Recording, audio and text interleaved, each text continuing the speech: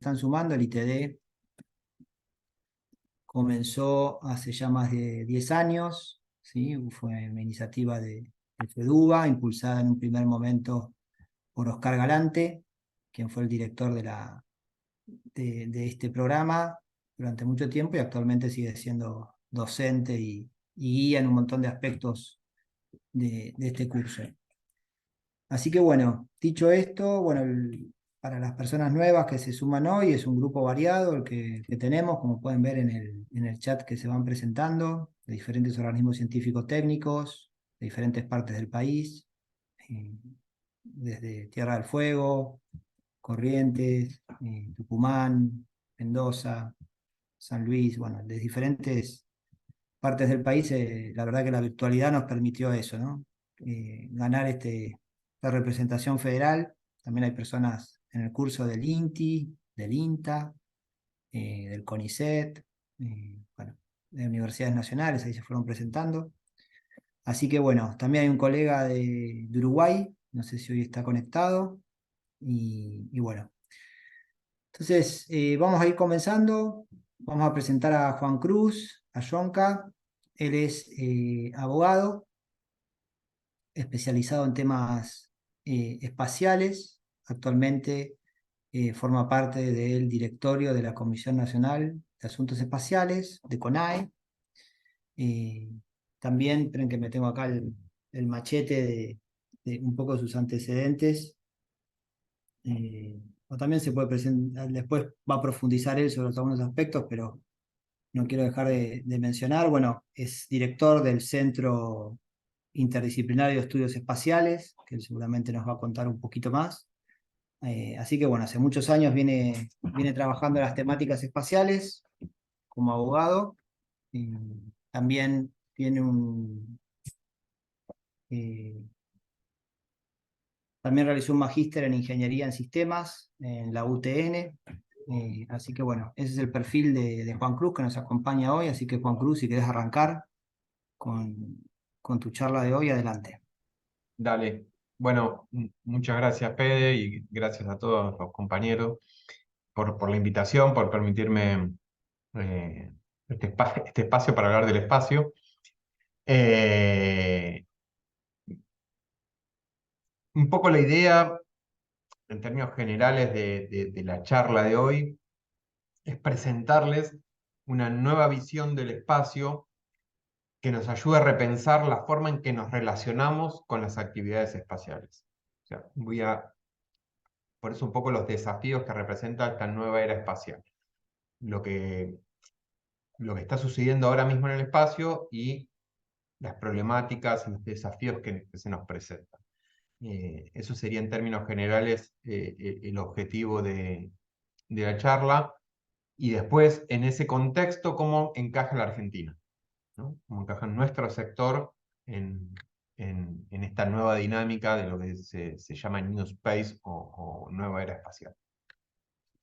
Bien, ahora vamos con la parte de compartir pantalla y preguntar si se ve y si no se ve.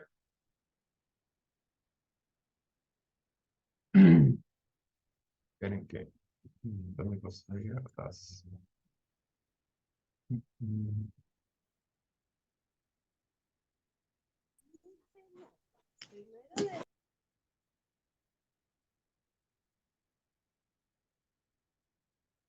¿Están viendo eso? Sí, se ve ¿Sí? bien. La ciudad de Buenos Aires, perdón, pero lo- ahora van a ver un poco más, pero nuestra vida depende del espacio mucho más de lo que creemos. Sin satélites se nos complicarían un montón de actividades que ya damos por dadas, ¿no? Cuestiones meteorológicas, saber cómo va a estar el clima en los próximos días, telecomunicaciones, televisión, realizar algunas transferencias bancarias, algunas conexiones de internet, usar el GPS. Todo eso no lo podríamos hacer sin la infraestructura satelital que orbita la Tierra. Pero, ¿qué está pasando ahora mismo a 700 kilómetros de altura? Solemos tener una visión del espacio como infinito, ¿no? Como un lugar donde hay lugar para todo, donde podemos colocar los dispositivos y los objetos que querramos, que total, el espacio es infinito. Bueno, no es tan así, ¿no? Yo ahora voy a ir haciendo como un zoom out, voy a ir alejándome y vayan diciéndome si se ve.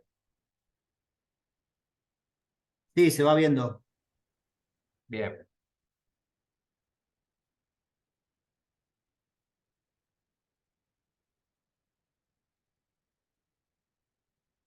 Van a ir apareciendo algunos puntitos. Veremos.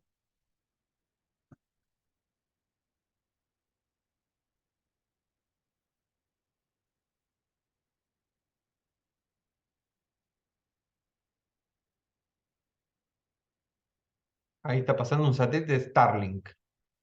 Hay otro. ¿Lo ven? Pasando por Uruguay.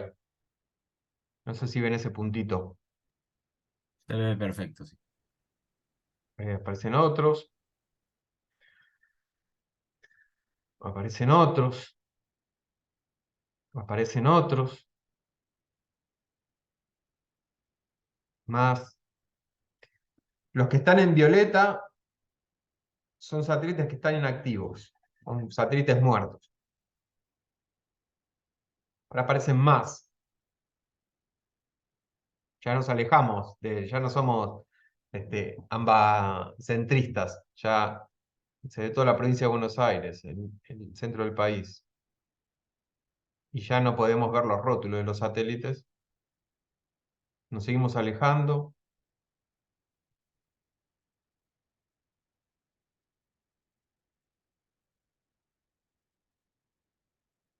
Esto está pasando ahora mismo.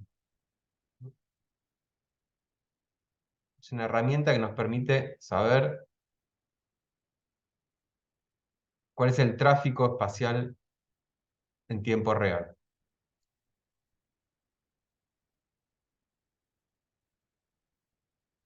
Hoy el espacio es un ámbito congestionado, un área en disputa y altamente conflictivo.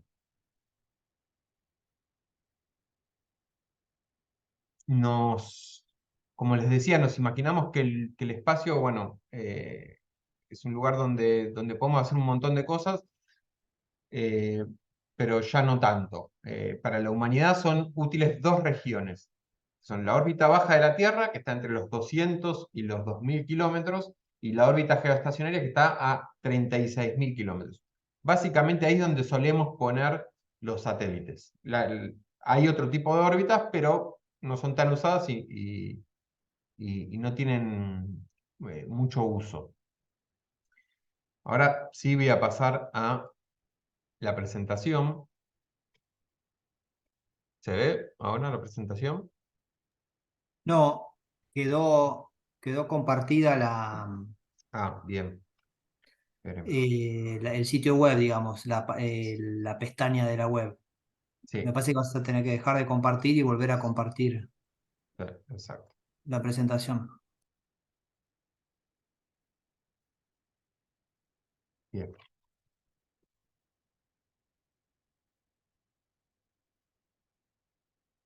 Ahora sí se ve la presentación. Ahora sí. Ahora sí. Sí, sí, en pantalla completa. Perfecto. Voy a minimizar esto. Bueno, voy a ir un poco para atrás para hablar de los desafíos actuales. Voy a hacer un poco de historia. Todo comenzó con este satélite. Esto es el Sputnik 1, el primer objeto eh, construido por el hombre lanzado al espacio. Este satélite que era un poco más, era como tamaño de dos pelotas de básquet, más o menos, no era muy grande. Se lanzó el 4 de octubre de 1957 y no hacía mucho, salvo, era una baliza, hacía bip, bip, bip, eh, pero marcó un antes y un después, porque Este satélite dio el inicio a la era espacial y a la carrera espacial. ¿Mm? Generó, generó un pánico geopolítico porque en ese momento, y es muy importante la fecha, el contexto histórico, en 1957, plena Guerra Fría, ¿no? El enfrentamiento entre los dos grandes bloques hegemónicos, la Unión Soviética por un lado y los Estados Unidos por el otro. Cuando en Estados Unidos entendieron vieron que esto sucedía, que había un objeto pasándoles por arriba todo el tiempo, bueno, se alarmaron y dijeron, bueno, si se pueden poner un satélite sobre nuestras cabezas, pueden llegar con cualquier misil balístico y también pueden espiar nuestro territorio todo el tiempo. Ahí empieza la era espacial, ¿no? Y esta carrera de a ver quién manda primero al humano al espacio, quién llega primero a la luna, quién manda el primer animal, bueno, una historia que ya conocemos. Y cuando pensamos en esta época, pensamos en grandes agencias espaciales, en organismos públicos, que eran los únicos con capacidad de poner cosas en el espacio. Eso cambió. Hoy vivimos un paradigma nuevo.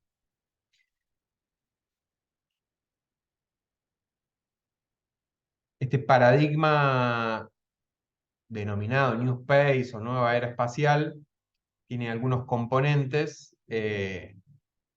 Uno de ellos es los avances científicos y tecnológicos vinculados a las actividades espaciales. Los avances en los últimos años que, que permitieron muchísimas cosas. eh, por ejemplo, esto, que es, en inglés se dice game changer, un cambio de forma de ver la industria. Esto es el aterrizaje de dos primeras etapas de un cohete Falcon Heavy de la empresa SpaceX. Seguro la escucharon nombrar, SpaceX de Elon Musk. ¿Qué fue lo importante de esto? Que permitió acceder al espacio a múltiples actores. Eh, el hecho de reutilizar un cohete abarató mucho los costos del acceso al espacio. No antes, uno, y muchas empresas lo siguen haciendo así porque no dominan esta tecnología, para poner un satélite en órbita, construían un cohete, en la cofia, en la punta, ponían el satélite y lanzaban, el cohete se desprendía en dos etapas, una caía en un océano y la otra quedaba orbitando unos años en el espacio y listo. Esta empresa dijo, bueno, a ver, si uno para ir de Nueva York a Montreal se sube arriba de un avión, viaja, el avión llega, no destruyen el avión, lo cargan con combustible y sigue volando, se vuelve a Nueva York o se va a otro lado. La misma lógica emplearon acá y lo lograron. Recuperaron la primera etapa de los cohetes, que es la más cara, la que tiene los motores más grandes, y eso democratizó mucho el acceso al espacio. Abarató los costos de $25.000 por kilo, pasaba a $2.500 por kilo en órbita baja, así que dio acceso a nuevos actores. Entonces, acá ven un poco graficado cómo fueron la cantidad de lanzamientos y la masa total de los objetos que se lanzaron al espacio. Estamos hablando de incrementos exponenciales, ¿no? Sobre todo en los últimos años. Y, y esta imagen también me sirve para mostrarles esto, ¿no? Este cambio de paradigma cómo impactan los actores. Nosotros, o muchos de nosotros, cuando pensábamos en el espacio, pensábamos en la NASA, en la Agencia Espacial Europea, en Roscosmos, que es la agencia rusa. Bueno, hoy en el espacio están todas estas empresas. Empresas que ofrecen servicios, productos, empresas que se focalizan en observación de la Tierra, otras en el espacio profundo, otras en minería de asteroides, otras en minería de la Luna, lo que se les ocurra. Muchas de estas empresas son argentinas también. Eso lo vamos a ver un poquitito más adelante. Esta posibilidad de acceder al espacio abrió muchas oportunidades también de negocios. Acá está más o menos reflejado muy sintéticamente la economía en el espacio, ¿no? ¿Cuánto dinero mueve? En la actualidad se habla alrededor de unos 370.000 millones de dólares y para el año 2030 estiman que se va a llegar a los 642. Muchísima plata, muchísima plata. Entonces, nueva tecnología, nuevos actores y un nuevo contexto histórico. Ya no estamos en un contexto de Guerra Fría, de enfrentamiento entre dos grandes bloques. Esto no quiere decir que no haya enfrentamientos geopolíticos o que no haya tensiones. Lo que no hay es este tipo de enfrentamiento. ¿Sí? Y esto nos da como resultado nuevos desafíos. El espacio cambió. Nos ofrece enormes oportunidades, múltiples, como GPS, internet satelital de banda ancha, muchísimos satélites de observación de la Tierra, el Google Earth. Bueno, hace unos años, antes de la pandemia, una oficina de Naciones Unidas, que es para la Oficina para Asuntos del Espacio Ultraterrestre, había estimado en que una persona en una gran ciudad utiliza entre 15 y 20 satélites por día, ¿no? Esto, quizás varios satélites meteorológicos, satélites de telecomunicaciones, para ver la tele. Bueno, yo siempre hago la broma que esto de que sin satélites no podríamos tener un match en Tinder tampoco. Nuestras vidas dependen mucho del espacio. Dependen nuestras vidas, también dependen muchas economías y muchos sistemas de defensa. Si quieren ir parándome, me paran, me preguntan.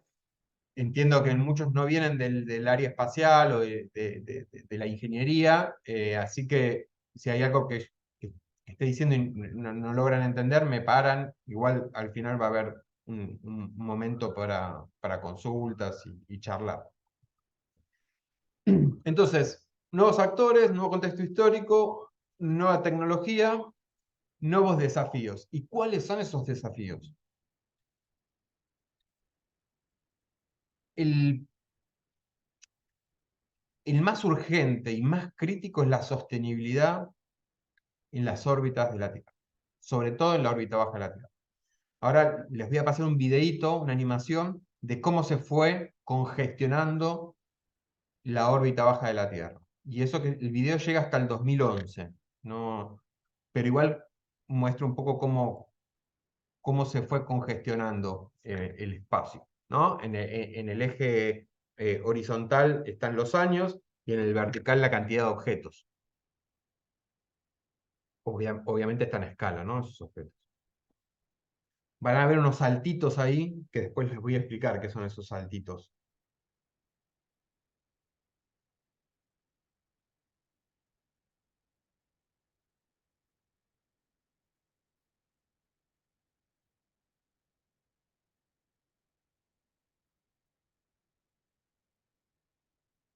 Bien.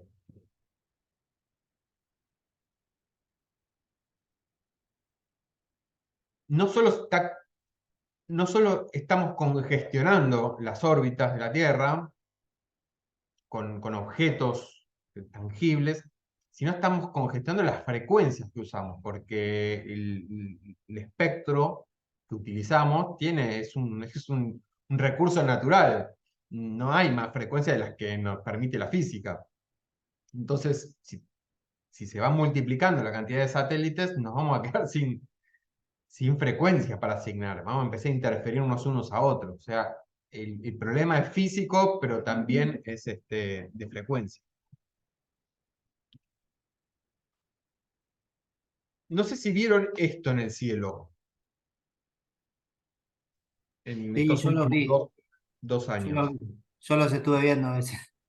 Bueno, que son como trencitos de perlas en el espacio, que son muy pintorescos. Eso es porque los días previos a que uno vio esas lucecitas, primero no son ovnis, ¿no? No son aliens. Eh, Esto es que los días previos a que uno ve estas lucecitas se lanzó una tanda de satélites Starlink. Starlink es una mega constelación de satélites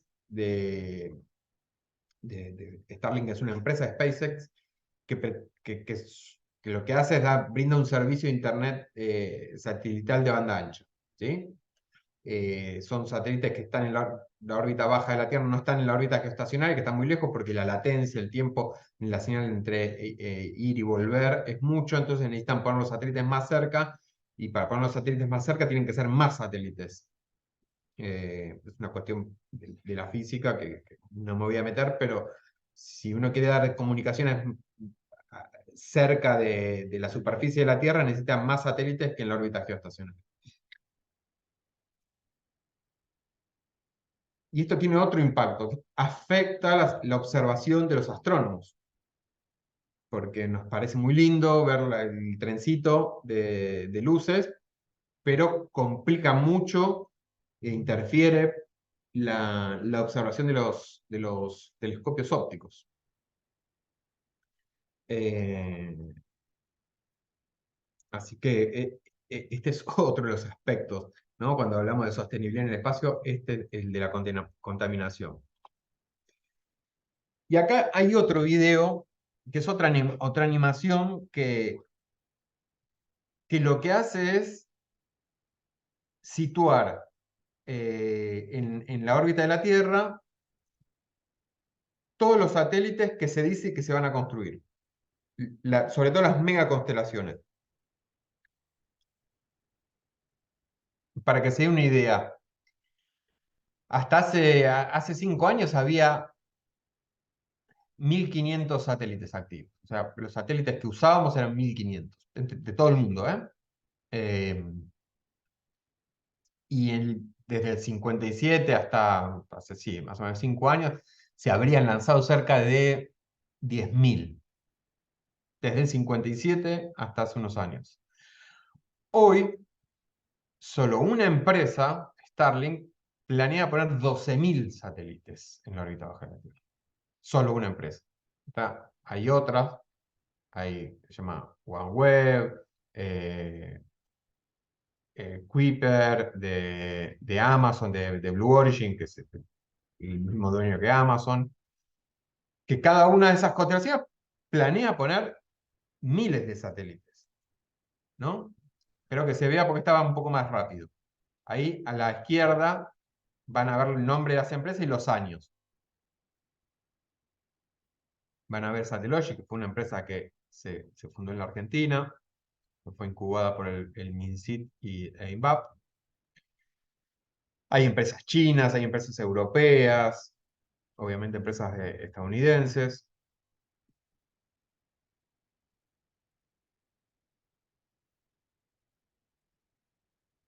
Bueno, no hay lugar para todos. Eh, este es uno de los grandes desafíos que tenemos, los que tenemos quienes nos dedicamos al espacio y específicamente quienes nos dedicamos al derecho espacial, ¿no? A pensar marcos regulatorios para prevenir conflictos o resolver conflictos en el espacio. Y esta congestión Imagínense que es como una congestión en la Panamericana. Cuando hay muchos autos en la Panamericana, ¿qué pasa? Tienden a chocar. O sea, cuando hay mucho tráfico, hay más posibilidades de que las cosas choquen. Y eso está pasando también, de que los satélites están chocando. Esta es también una animación de una colisión que hubo en el 2009 entre un satélite Cosmos que estaba muerto, un satélite ruso, y un satélite de Iridium de una empresa norteamericana.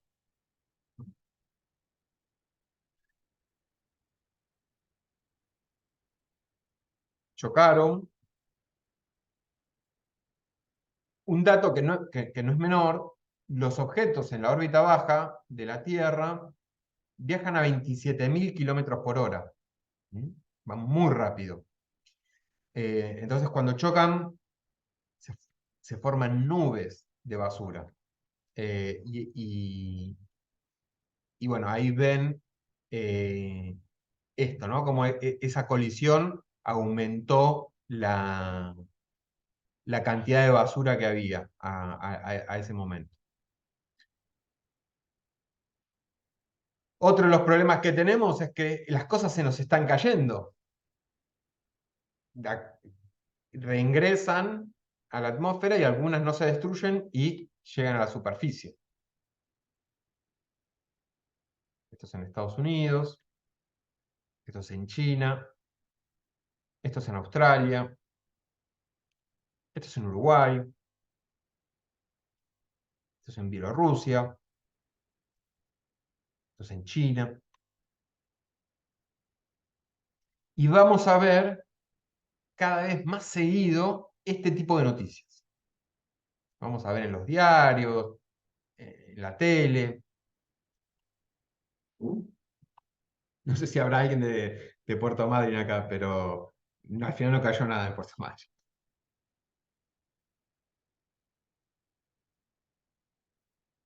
Ven que siempre dice, podrá caer en la Argentina, podrá caer en la Argentina. Ahora les voy a explicar por qué es eso, porque no es que tenemos mala suerte, pero esto fue el año pasado.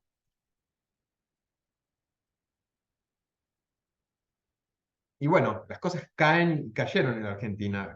Vi cuando se estaban presentando que había alguien de Entre Ríos. Esto está en Concordia. Estos son los restos de una estación espacial soviética que cayó en el 91, en Entre Ríos y en parte de Santa Fe. De hecho, alguna de esas partes están, creo que en el Observatorio de Concordia. Esto cayó, era muy grande, con materiales muy pesados, no se destruyeron y bueno, por suerte no lastimaron a nadie. Bueno, esta es la razón por la cual muchas cosas caen o hay posibilidad de que caigan en nuestro país. ¿Por qué? Porque cuando los objetos, los satélites están por terminar su vida útil, se busca que no ocupen lugar y que no congestionen y que reingresen a la atmósfera y se destruyan. Y si los cálculos no dan o por alguna razón el material no se destruye por completo, la intención es que caigan en un punto que se llama punto Nemo, punto nada, que es el que está ahí en el Pacífico Sur. Es como, bueno, listo, si algo atraviesa la atmósfera, que caiga ahí, que a 3.000 kilómetros a la redonda no hay nada, no hay humanos, por eso punto Nemo. Eh, Ahora, cuando algo atraviesa la atmósfera ya se le pierde el control y uno no sabe si va a caer bien o si hizo mal los cálculos o el ángulo de reentrada o lo que sea, si va a caer donde predijo que podía caer. Bueno, la cosa es que si uno sigue en la línea recta, se encuentra con Chile, que tiene la ventaja que es muy finito, y después seguimos nosotros. Esa es la razón. ¿Mm? Y acá hay un caso de un reingreso de un satélite ruso en el 78, que la particularidad de este satélite era que tenía combustible nuclear, ¿no? El satélite empezó a funcionar mal, se perdió el control y reingresó El tema es que cayó justo en el norte de Canadá, por suerte, y porque, bueno, porque el norte de Canadá no es muy habitado, pero contaminó una parte importante, como 600 kilómetros tuvieron que limpiar. Ahí están los pedazos. Bueno, esto activó un tratado internacional que es sobre daños, y Canadá obligó a la Unión Soviética en ese momento a pagar los costos de limpieza por la contaminación que había generado. Hay otros casos de este tipo, algunos cayeron en el Pacífico, otros peor porque se desintegraron, o no sé si se desintegraron de todo, en la atmósfera, lo que ahí también generó alguna contaminación. Pero bueno, muchos de estos satélites eran satélites militares y no se tenía mucha información encima, que esto es en la década del 70. Bien. Basura espacial. Eh, mm, hay muchos problemas vinculados a esto. No hay formas de, como el tráfico aéreo, de gestionar cómo se mueven los satélites, ¿sí? Los satélites tienen sus trayectorias, tienen su órbita, y ahora que empieza a haber cada vez más satélites y por ende más basura, es necesario gestionar eso. Por eso hay muchos esfuerzos para impulsar o tratar de tener una organización sobre lo que es el Space Traffic Management, y que eso esté coordinado por todos los países para evitar estas colisiones o posibles colisiones. Hubo un caso hace poco de un satélite Starlink con un satélite científico europeo, Aeolus, que creo que medía vientos.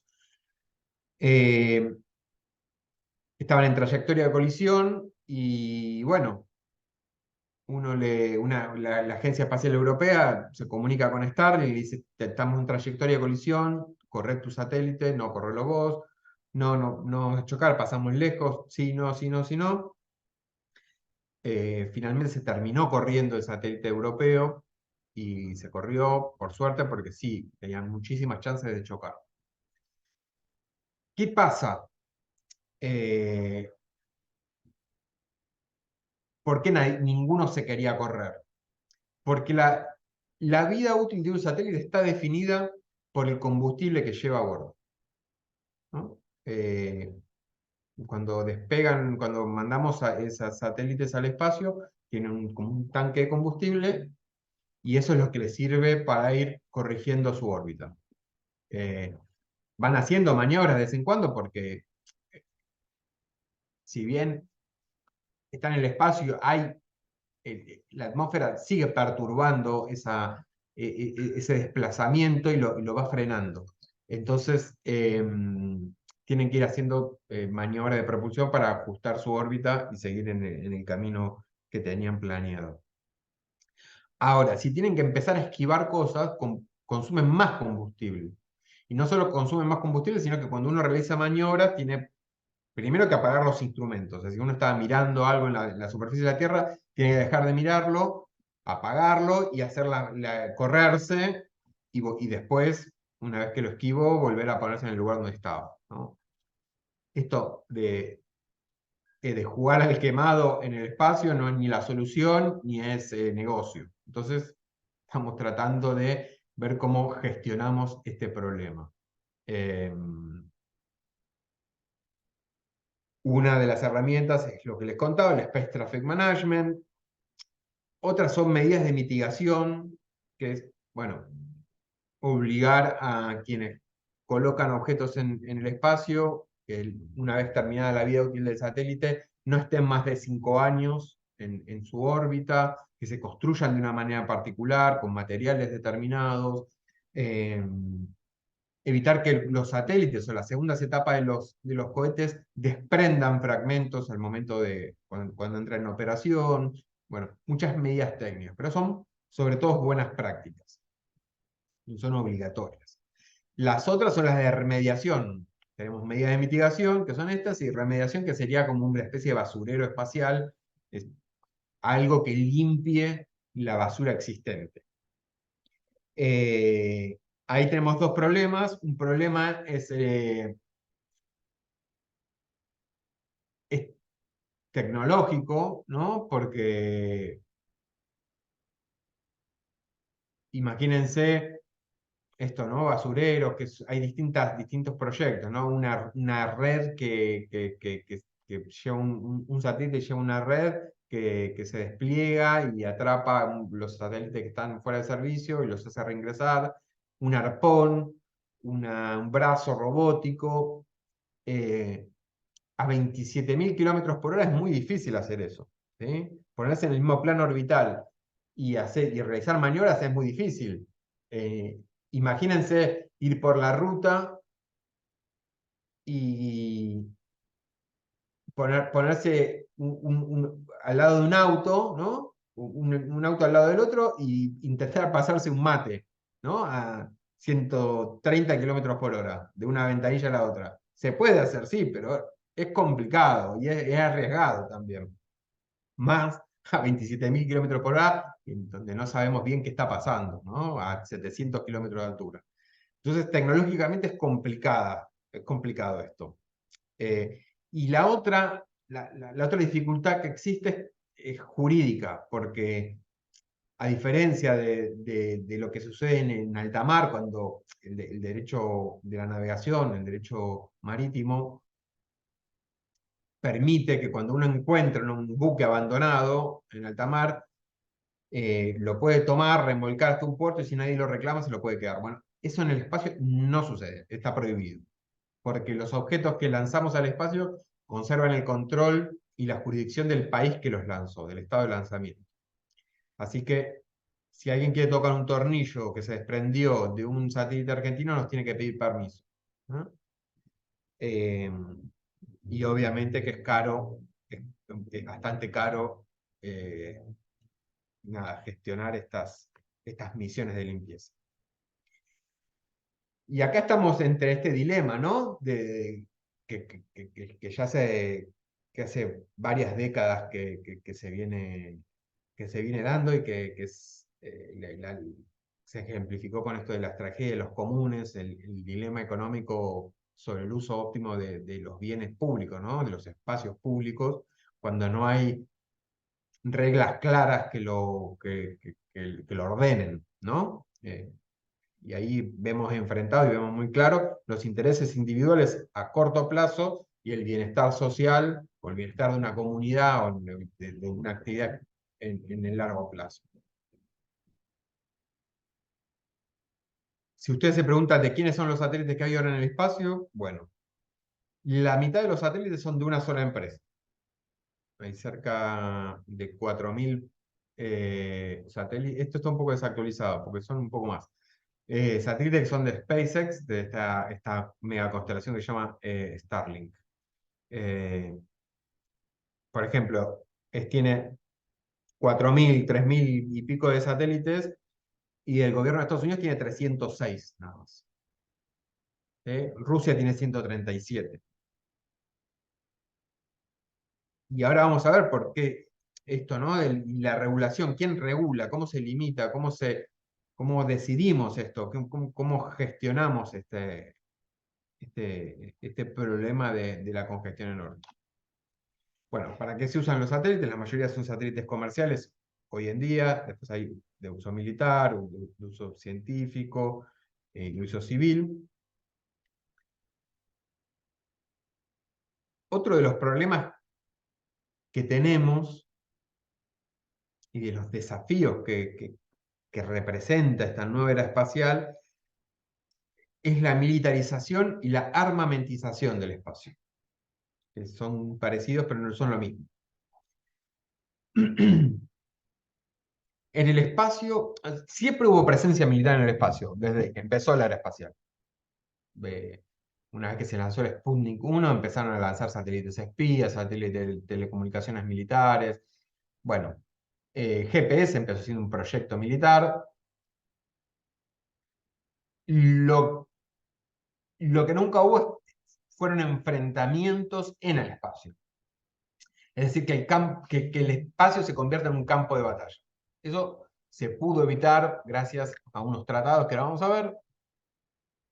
Pero bueno, hoy la dependencia del espacio es tan alta y es tan crítico para los estados, para los países centrales, que empiezan a colocar armas en el espacio, o empiezan a ensayar armas en el espacio.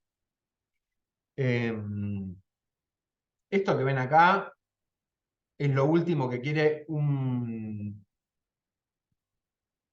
ejército en el espacio, o sea, o un satélite militar. ¿No? Esto no se busca, en el espacio no se busca que las cosas exploten, porque hacer explotar algo en el espacio implica afectar a todos, porque la basura empieza a orbitar y ahí arrastra lo que haya cerca. Pueden ser satélites propios, satélites de otros países. Entonces, si están cuando dije militarización del espacio, se imaginaban Star Wars, bueno, no es así. No, Star Wars no va a suceder, al menos en la órbita baja de la Tierra. Estos son los tipos de armas que hay, ¿no? Y que se están ensayando. Armas láser, de radiofrecuencia, interferir las frecuencias de otros satélites, microondas, sprays químicos, y quizás lo más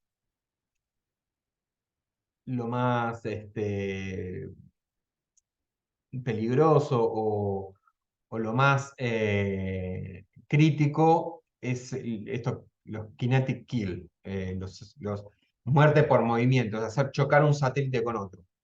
Esa es el arma que quizás, nada, y que nos permite ver cuando se ensayó ese tipo de arma y cuándo no. Vieron que cuando les mostraba cómo se iba incrementando la basura espacial, había unos saltitos.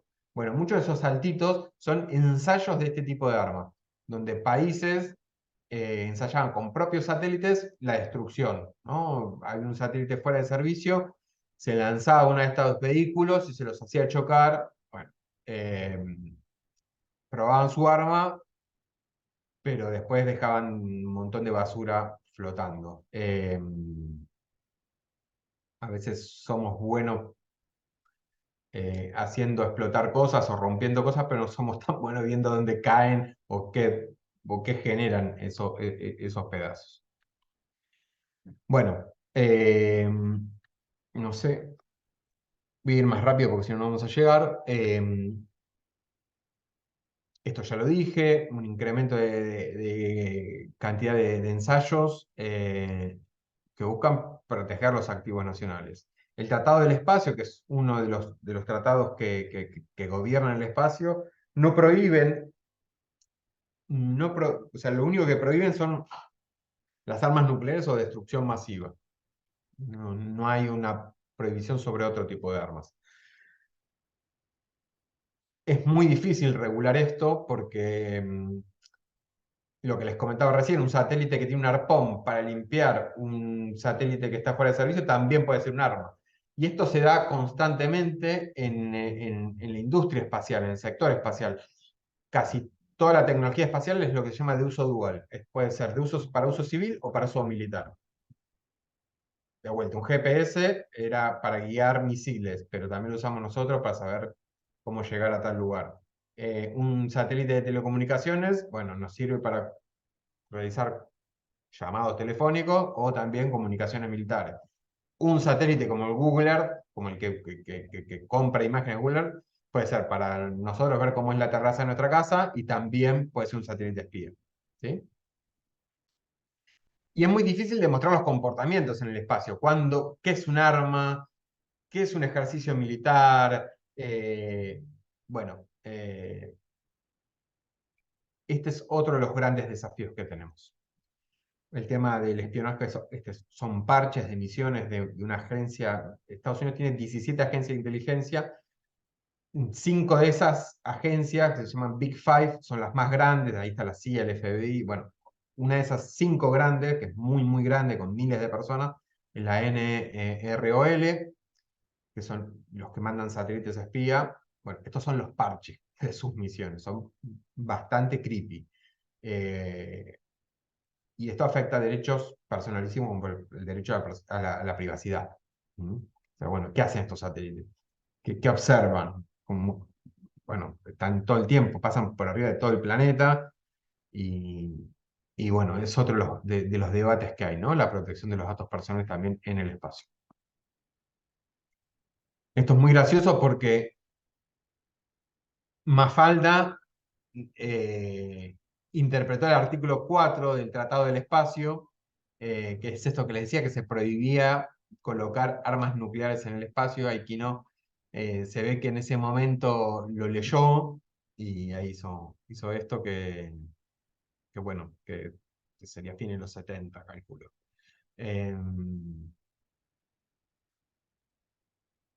Esto de las armas militares tiene un porqué también de ensayar armas militares, de ensayar con bombas. Siempre, siempre se sospechó de algo que era de un arma que iba a ser detonada en la Luna para generar un cráter de tal magnitud que se pudiera ver desde la Tierra, ¿no? Eso se sospechó y Estados Unidos siempre lo negó hasta que se desclasificaron los documentos y efectivamente fue así. La década del 60, Estados Unidos tenía este proyecto de hacer detonar una bomba atómica en la Luna y que el cambio de geografía lunar se pudiera ver de la Tierra. Esto incluso se supo antes porque uno de los científicos que trabajó en este proyecto fue Carl Sagan. Y él un poco cuando se enteró para qué estaba trabajando, cuando se fue lo denunció en la comunidad científica de Estados Unidos. Bueno, por eso el Tratado del Espacio tiene esto también, ¿no? De evitar este tipo de ensayos. Turismo espacial. Esto también lo van a ver mucho en los medios, gente que quiere ir al espacio, gente que quiere hacer vuelos suborbitales, vuelos orbitales, gente que quiere tener una permanencia de una semana en la Estación Espacial Internacional. Y es un problema.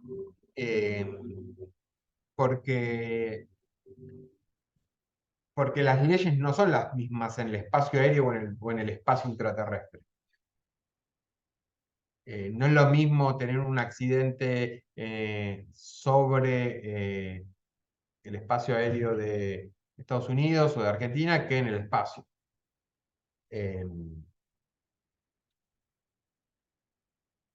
No, ahora vamos a ver cuáles son las normas, ¿no? Y cuándo fueron redactadas esas normas.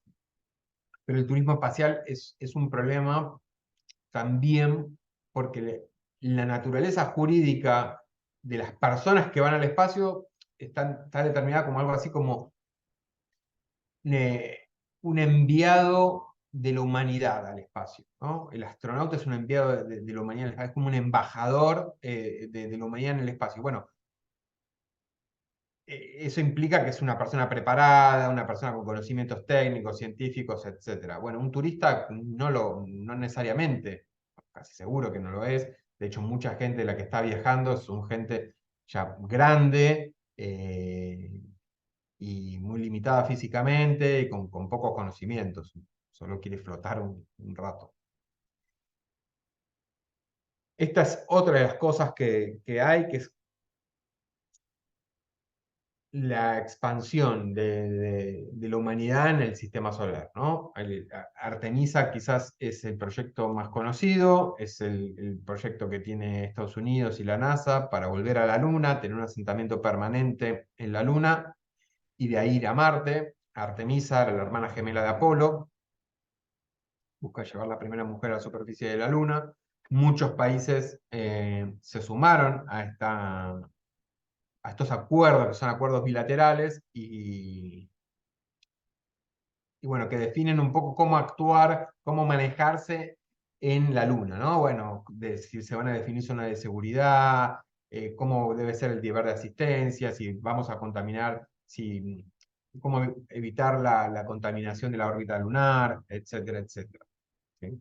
El tema con estos acuerdos, que son acuerdos bilaterales, y la gobernanza del espacio siempre fue en términos multilaterales, es decir, en foros como los de Naciones Unidas.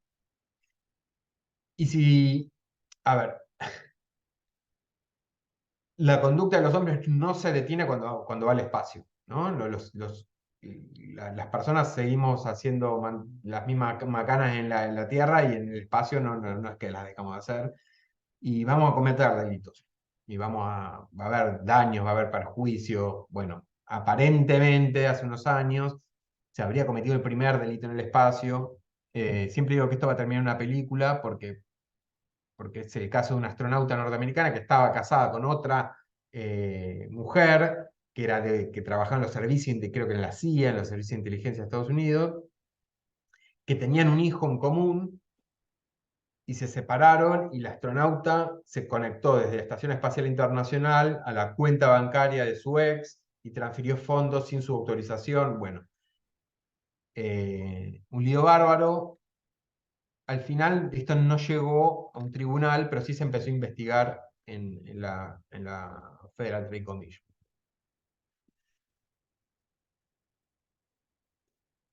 Bueno, jurisdicción penal en el espacio. Bueno, si hay un delito, ¿quién va a investigar? ¿Qué ley se va a aplicar?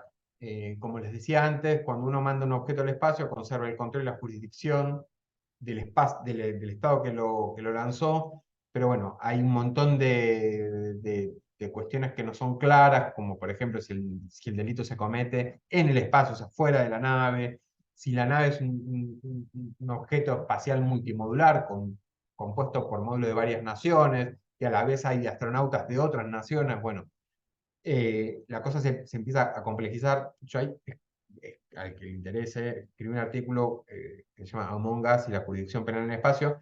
No sé si saben, Among Us es un juego, por eso lo jugaba mi hijo mucho durante la pandemia. Es un juego en red donde hay unos astronautas a bordo de una nave, y hay uno que asesina a otro y sabotea la nave. Bueno, a partir de eso jugaba a veces con él, y me puse a pensar, bueno, ¿qué pasaría si esto fuera real? ¿Quién se encargaría de investigar estos delitos?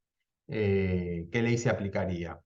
Bueno, esas son cosas que, que estamos tratando de resolver, y son los desafíos que se empiezan a presentar, ¿no? Cuando se va aumentando la presencia del hombre en el espacio. Esta pregunta se la hace The Economist, si las leyes que tenemos son adecuadas. Y acá vamos a esto, ¿no? Bueno, ¿quién gobierna el espacio y qué leyes se aplican? Hay leyes, hay tratados. Acá hay un breve resumen. Hay un derecho espacial internacional, un derecho espacial nacional, un derecho espacial internacional, que 5 tratados de Naciones Unidas, principios y resoluciones también de Naciones Unidas, guías y buenas prácticas. Y obviamente algunos países tienen sus leyes, sus decretos y sus decisiones administrativas. Y esto es importante, por eso al principio dije que hablé mucho del contexto histórico, ¿sí? Fíjense, este es el Corpus Juris Spatialis, el cuerpo jurídico del espacio. A los abogados seguimos hablando en latín, aun cuando estamos en el espacio. Nos encantan los latinismos, así que lo seguimos usando. El Corpus Juris Spatialis está compuesto por 5 tratados internacionales. El más importante es el primero, de 1967. El resto son desprendimientos o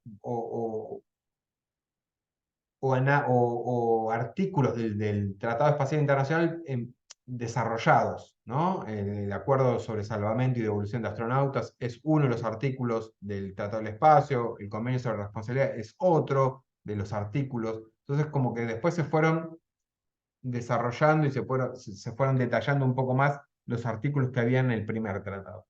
Y ahí les puse los años en color: 67, 68, 72, 76 y 79. Desde el año 79 que la comunidad internacional no se pone de acuerdo para seguir regulando el espacio. no hay nuevas normas. Estas normas son vinculantes para los estados que firman y ratifican los tratados. Ahora hay buenas prácticas, guías, pero no hay nada que impida esto, la congestión que les mostraba. ¿Por qué? Porque en ese momento, en el 1967, nadie se imaginaba que iba a haber una sola empresa que pudiera poner 4.000 satélites en órbita. Porque técnicamente no se lo imaginaban, políticamente tampoco. Entonces, por eso, no hay texto sin contexto. Por eso también si alguno quiere leer los tratados, van a ver mucho uso pacífico del espacio, el tema de las armas nucleares, porque bueno, eran los problemas que había en ese momento. Se estaban ensayando con armas nucleares en todos lados, en los atolones, en los océanos, y bueno, también se querían ensayar en el espacio y en la Luna. Es decir, quedó muy desactualizado esto. Bien, voy a hacer una pausa para tomar un poco de agua.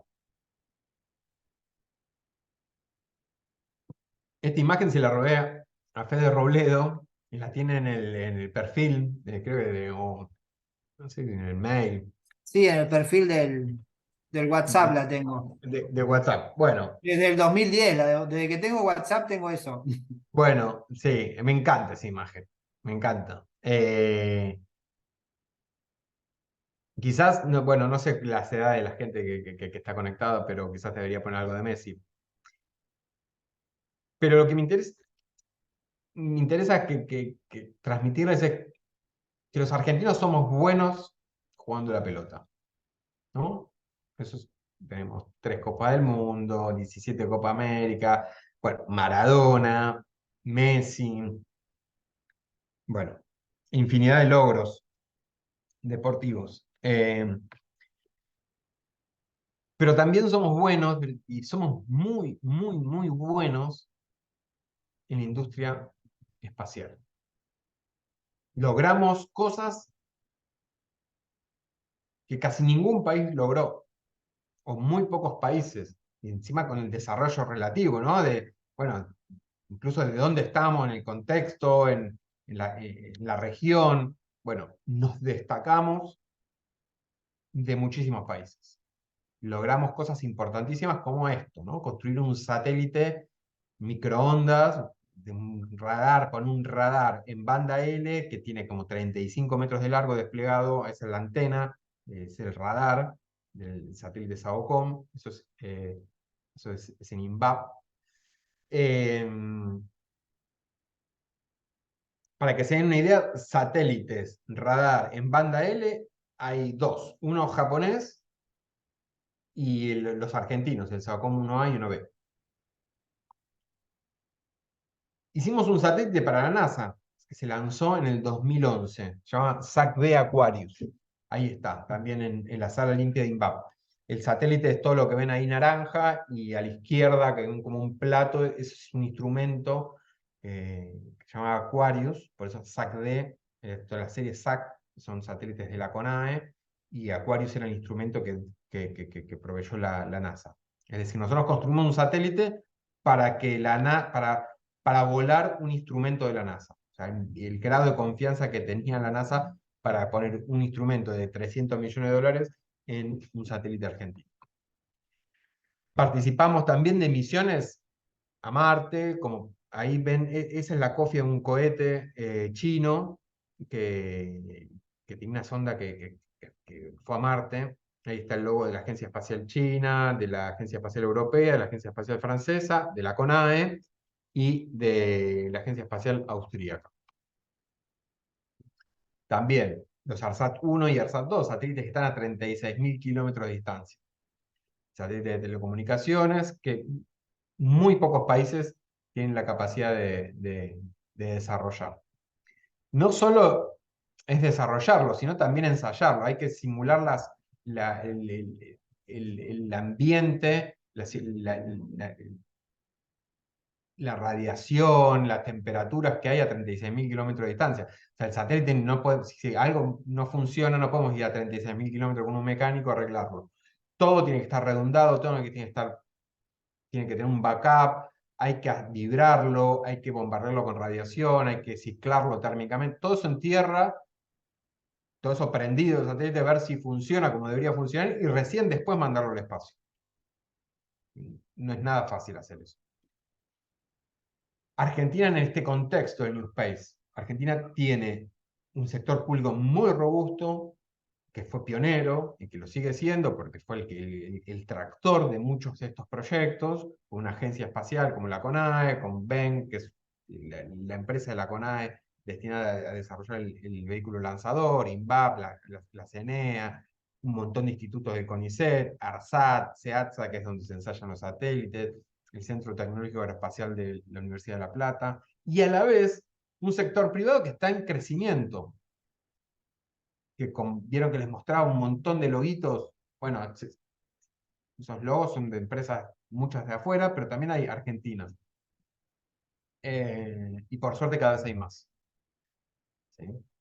Acá hay algunas, no están todas. Para que, un poco para que vean cuánta gente emplea el sector espacial argentino, ¿no? Y cómo fue el crecimiento, ¿no? Desde el 2007 hasta el 2021. Es decir, sigue la línea de los países centrales.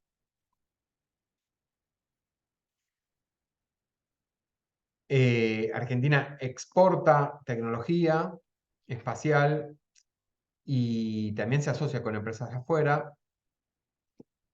Les doy un ejemplo. BEN, que es la empresa de la CONAE que está construyendo el Tronador 2, el vehículo que va a lanzar nuestros propios satélites al espacio, también comercializa las imágenes SAOCOM. Las imágenes, SAOCOM toma imágenes, escenas de todo el mundo, para la Argentina son gratis, pero para el resto del mundo la Argentina las vende, y las vende a través de BEN. Bueno, BEN lleva una facturación acumulada de más de 3 millones de dólares solo en venta de escenas. ¿Sí? Es decir, eso. Exportamos ciencia y tecnología y nos garantizamos el ingreso de divisas. El sector espacial argentino en números, bueno, es una política de Estado, una prioridad nacional. Tenemos 4 centros espaciales, bueno, 2 carreras de ingeniería, 6 maestrías, 2 estaciones de espacio profundo, una en Malargüe, en Mendoza, y otra en Neuquén, que es la China. 3 centros de investigación, ARSAT, INVAP, BEN. Bueno, tenemos agencia espacial desde 1960, que se llama Comisión Nacional de Investigaciones Espaciales. En el 91 pasa de la órbita militar a la civil, y este año cambiamos el logo. Somos uno de los países que en el 2021 invirtió más de 100 millones de dólares. La agencia espacial invirtió más de 100 millones de dólares. Ahí está un poco, estamos a la par de muchos países de Europa. Un poco de historia. Ese señor que está ahí es una especie de... Se llama Teófilo Tabanera, se llamaba Teófilo Tabanera, fue el pionero del sector espacial argentino, fue como una especie de Elon Musk criollo, un visionario. De hecho, el centro espacial más importante que tiene la Argentina, que está en Córdoba, que está en Falda del Carmen, se llama Centro Espacial Teófilo Tabanera. Ingeniero, recibió en la Universidad Nacional de La Plata, que ya a fines de los 40 empezó a investigar todas estas cuestiones. Y fue contemporáneo y de hecho amigo de Wernher von Braun, el científico alemán que hizo posible las misiones Apolo. Ahí los vemos que visitó la Argentina en la década del 60. Bueno, logros y conquistas múltiples. Uno de ellos es el proyecto BIOS, mandar seres vivos al espacio. Hubo uno en el 67, se mandó un ratoncito, el proyecto Bio 1, el ratón Belisario, hicieron una película para niñas en el Observatorio de La Plata, y el mono Juan en el 69. Los dos vivieron, el mono Juan vivió en un mono caí de la selva misionera, después vivió, cuando volvió, no se murió y estuvo 2 años en el zoológico de Córdoba. En ese momento había 4 países que estaban ensayando con seres vivos en el espacio.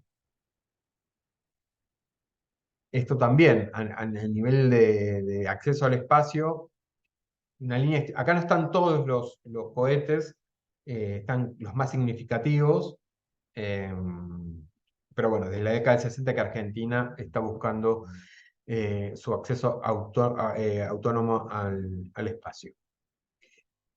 Y esta pregunta es central. ¿Para qué vamos al espacio? ¿Para qué va la Argentina al espacio? ¿Mm? Vamos para detectar, monitorear, analizar fenómenos naturales y antrópicos, es decir, comprender e identificar qué es lo que pasa en nuestro país, ¿no? En nuestros ríos, nuestros campos, en nuestros océanos, en nuestros mares, perdón. Eh, Vamos al espacio para mirar la Tierra, para obtener información que después se pueda ser utilizada para los sectores productivos, por ejemplo. ¿Sí? No es que vamos al espacio para mirar nebulosas lejanas o cómo explota una supernova no sé dónde. No. Que no está mal hacerlo, ¿no? Pero los satélites que construimos tienen otra función. Las antenas, obviamente, que usamos, que hay astrónomos que se dedican a eso, pero los satélites que enviamos miran la superficie de la Tierra. Ahí están los parches de algunas de las misiones de la Argentina. Esto es posible gracias a una política de Estado, una política de Estado que uno puede trazar a lo largo de décadas. Esa política de Estado se traduce en un plan espacial, el plan espacial argentino, que allá por el gobierno de Néstor de Néstor Kirchner se declaró política de Estado y prioridad nacional, a través del decreto 532. Es decir, lo declaró estratégico para el país. Y no sé si vieron, cuando empiezan a subir la cantidad de empleos, es a partir del 2007 en el sector espacial. Se empieza a invertir en ciencia y tecnología en general y en particular en el sector espacial, con la creación de ARSAT. Empieza a operar BEN y se empiezan a hacer realidad todos los proyectos que había. Bueno, el Plan Nacional Espacial tiene áreas estratégicas y áreas de beneficio. Las áreas estratégicas son ambiental, la productiva, la social y la seguridad y emergencias. Se monitorean cuestiones como la cobertura terrestre, atmósfera, clima, agua. eh, Se da información a sectores pesqueros, de minería, energía, salud, ordenamiento territorial. eh, Tienen muchos usuarios. Y esta información es dada por distintos satélites. Hoy en día están en órbita 2, que son los SAOCOM 1A y 1B, que nos dan información sobre la superficie de la Tierra y de nuestros campos específicamente, sobre el desplazamiento de la Tierra, sobre los cambios en la mancha urbana, los cambios de cultivo. Se pueden hacer mapas relativos de humedad, detección de fugas urbanas de agua potable, monitoreo de infraestructura a través de interferometría diferencial, monitoreo de inundaciones y sequías, o sea, prevención de catástrofes o la gestión, cuando se produce una inundación, bueno, gestionar eso ayuda a sacar información a quienes están operando en el territorio para ayudarlos. Principalmente el uso, o un poco para que fue diseñado la misión primaria de los AOCOM es mejorar la productividad agrícola a través de mapas de humedad. También se pueden realizar detección de buques, localización, la dirección de navegación y cruce con boyas. La diferencia que tienen los AOCOM, a diferencia de los satélites ópticos, al ser un radar, tiene dos beneficios. Una, ve a través de las nubes, o sea, si está nublado, ve igual y ve a la noche. ¿Sí? Salud pública, acerca información, por ejemplo, para a partir de imágenes satelitales se pueden prevenir focos infecciosos, ¿no? El surgimiento de focos infecciosos, como por ejemplo vectores como dengue o cólera, porque desde el espacio tenemos la capacidad de ver grandes áreas, conocer el estado de la vegetación, la humedad del suelo, y eso complementado con información de, meteorológica, información histórica, etcétera, etcétera, bueno, nos da una aproximación muy cercana de cuándo podría haber un brote de dengue, por ejemplo, ¿no? Porque sabemos que el mosquito aparece en determinadas condiciones ambientales. O sea, para esto también vamos al espacio. El próximo satélite que vamos a lanzar es en el 2025, seguramente. Es un satélite que debe estar enfocado en la Tierra, va a estar enfocado en el mar, en la productividad del mar, en los ecosistemas marinos, en el ciclo de carbono, en el manejo de los recursos pesqueros. Bueno, Fede puede hablar mucho de esto. Monitoreamos asentamientos urbanos, zonas donde se puede inundar. Esto es en el 2020, un asentamiento precario en Melchor Romero, ahí en La Plata. Estaba a la vera de un arroyo que se suele inundar. Bueno, ahí hubo una toma de terrenos y se logró reubicar a toda esa gente, porque eso cuando llueve mucho se inunda y corrían riesgo esas personas. Detección de inconsistencias catastrales, o sea, ver cómo funcionan las manchas urbanas, cómo funcionan las ciudades, acercar información para la gestión territorial de los municipios, para el monitoreo también fiscal, ¿no? Detección de inconsistencias, donde había un baldío, ahora hay un edificio o hay una pileta, todo eso se puede hacer desde el espacio. Detectar silobolsas, esto es en el sur de la provincia de Buenos Aires. Esto, hacer estimaciones de rinde, derrame de hidrocarburos. Y lo último que nos falta a nosotros para completar, para cerrar el ciclo de la industria espacial, es tener nuestro propio vehículo lanzador. Es decir, Argentina domina todas las etapas del desarrollo, ¿no? El diseño, la integración, que es la construcción, el ensayo, la operación de satélites. Lo único que nos falta es ponerlos en órbita desde suelo argentino. Para eso estamos construyendo el Tronador 250, que va a ser el vehículo que nos va a permitir colocar cargas útiles, satélites, de 500 kilos a 700 kilómetros de altura. El puerto espacial va a estar cerquita de Bahía Blanca, al lado de un balneario que se llama Pehuenco, en el municipio de Coronel Rosales. Ya estoy terminando. Nuevas tecnologías, nuevos actores, nuevo contexto histórico, nuevos desafíos. Y estos desafíos requieren nuevas instituciones. Por eso la CONADE y la Universidad Nacional de La Plata tuvieron rápido de reflejos y crearon el Centro Interdisciplinario de Estudios Espaciales. Es un centro dedicado a la formación de recursos naturales, es decir, a la educación y capacitación y a la investigación, pero en temas vinculados al derecho espacial, a la política espacial y a la economía espacial. La Argentina ya tenía centros de investigación como el Instituto Gulich y el Instituto Colom.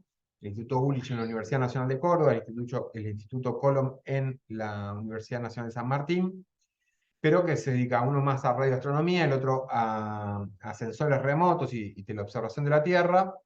Bueno, el espacio deja de ser un monopolio exclusivo de las ciencias exactas y de las ingenierías y requiere la mirada de las ciencias sociales. ¿Para qué?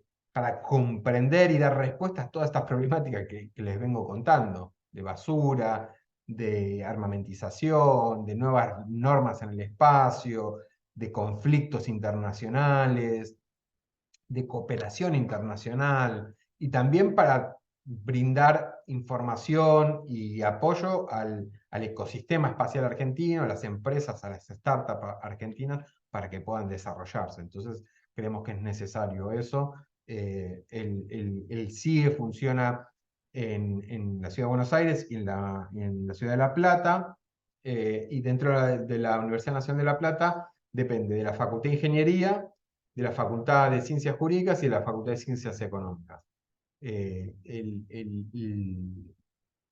La cómo abordamos las problemáticas de forma interdisciplinaria, porque creemos que las soluciones tienen que tener la mirada de todas estas disciplinas. O sea, este diálogo entre disciplinas es nutritivo, es enriquecedor, y también un poco somos vanguardia porque es el primer centro en Latinoamérica dedicado a esto. ¿Mm? Eh, Les dije, me gusta mucho el latín, los abogados usamos mucho el latín. Este es el leitmotiv un poco del CIE, pedes in terra et sidera visus, con los pies en la tierra y la mirada en el cielo, saber dónde estamos, saber en qué contexto estamos, cuáles son nuestros intereses, nuestras prioridades, y actuar en consecuencia, ¿no? Construir los satélites que nos sirven, diseñar las misiones que nos brinden información para nuestros sectores productivos, saber que estamos en una región, que estamos en Latinoamérica. Bueno, creemos que es clave entender dónde estamos parados, pero siempre con la mirada en el cielo, siempre buscando el desarrollo científico, tecnológico. Bueno, eso es todo, que ahora no sé si me excedí o no, pero gracias por escuchar. No, impecable en tiempo. ¿Sí? Sí, sí. Así Bueno, que bueno, ahí ahora como siempre abrimos a preguntas. No sé si fueron dejando, estoy chequeando ahí el chat.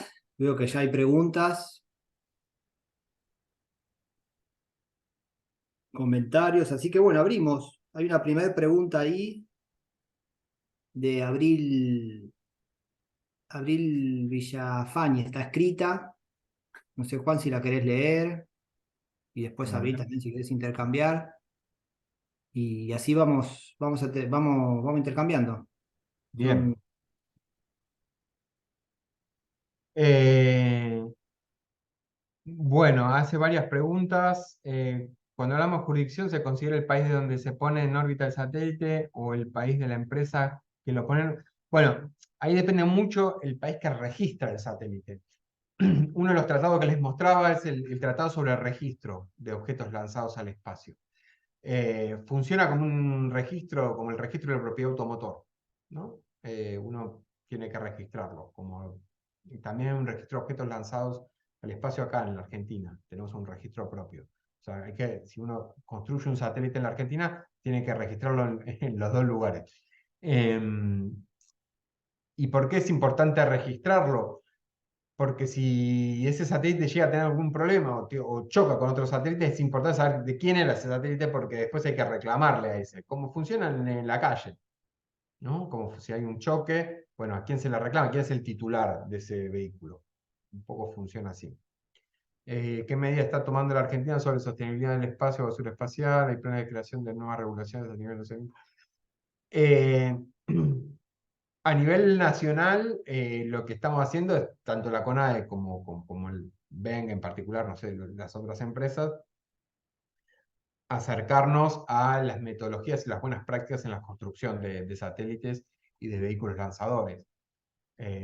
Por ejemplo, cuando estamos diseñando las etapas de los cohetes del Tronador 2, bueno, que una vez que esté en el espacio, pasivar los componentes. Pasivar es descargar las baterías y abrir todas las válvulas para que no quede combustible ni gases, y que si eso eventualmente choca contra otra cosa, no explote. O no explote solo, porque a veces las cosas explotan. Se recalientan y explotan. A nivel internacional, muchos esfuerzos, pero cuesta ponerse de acuerdo. Es lo que les decía, desde el 79 no nos pudimos poner de acuerdo. De hecho, no les dije, pero no sabemos dónde empieza el espacio en términos jurídicos.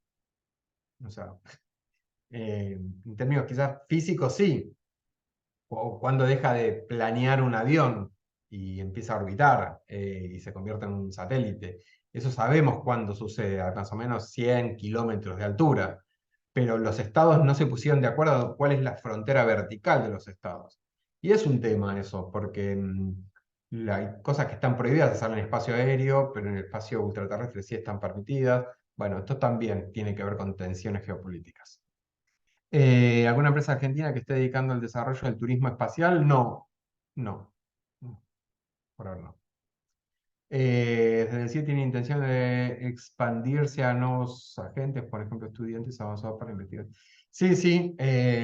Bueno, el CIE se creó a fin del año pasado, se presentó este año, en marzo de este año, y la intención es el año, o sea, a fin de año hacer un encuentro en la Universidad Nacional de La Plata, y el año que viene dar un curso de posgrado virtual, una modalidad como la de ITD, y, y bueno, dar cursos, charlas, conferencias para... Nada, hay mucha demanda, hay muchas personas que están interesadas en lo que es el derecho espacial y la política espacial, bueno, satisfacer esa demanda.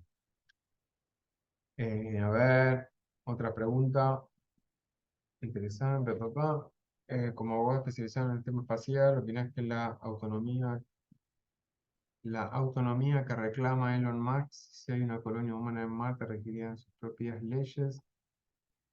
Bueno, eso son el tema de cómo se va a regular una colonia en Marte o en la Luna. Son casos medio de laboratorio. Solemos teorizar sobre, bueno, de qué nacionalidad va a ser un bebé nacido en Marte, si se van a dar sus propias leyes.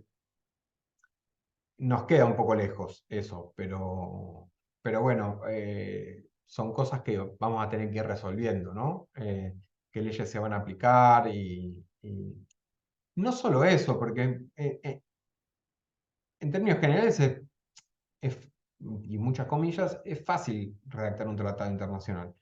Lo difícil es hacerlo cumplir, lo que en inglés se llama el enforcement, ¿no? De una ley, o sea, el cumplimiento efectivo, el poder de policía, para si hay algún abogado acá.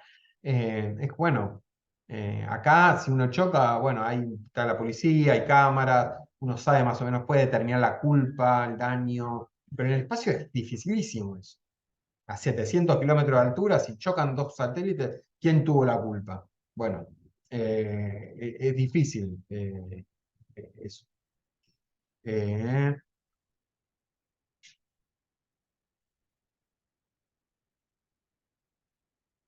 Imagino que la huella de carbono de viajar al espacio es enorme. ¿El turismo espacial no debería prohibirse? Bueno, esto es todo un tema. Hay mucho debate ético. De hecho, por ejemplo, la Universidad del País Vasco tiene un grupo que se dedica a ética espacial, ¿no? A tratar de ética aplicada a las actividades espaciales. Que sería lo correcto y lo incorrecto hacer en el espacio, que está muy vinculado a la filosofía del derecho. Y hay como que con la ética siempre ponemos en la balanza dos cosas o varias cosas. Deberíamos, o sea, colocar un turista 60 minutos en el espacio contamina lo mismo que poner una misión espacial científica como la de la misión SAOCOM. Bueno, eh, contaminar lo mismo. Bueno, ¿no debería regularse eso? ¿No debe limitarse en algún punto el turismo espacial? Sí son los debates. Y cada lanzamiento de un cohete son el consumo de carbono de creo que 3 personas en todo un año. Deja una huella de carbono lanzar cohetes al espacio. Así que sí, son todas cosas que se están viendo. De vuelta, el primer desafío que les conté es el de la sostenibilidad. Y dentro de la sostenibilidad, la basura espacial. Pero bueno, la huella de carbono está, el tema de las frecuencias, de la gestión del tráfico. Hay una película Gravity bastante ilustrativa sobre el tema de la basura espacial, y lo comentaba, exacto. Bueno, si tienen ganas y si les interesa, antes de ir a dormir hoy, véanse el tráiler de la película Gravity, que actúa George Clooney y Sandra Bullock. Ahí lo que se representa es algo que se llama el síndrome de Kessler. Kessler era un científico de la NASA que a fines de los 70 empezó a hacer estimaciones y dijo, bueno, si la humanidad sigue poniendo satélites en la órbita baja, va a llegar un momento que se va a saturar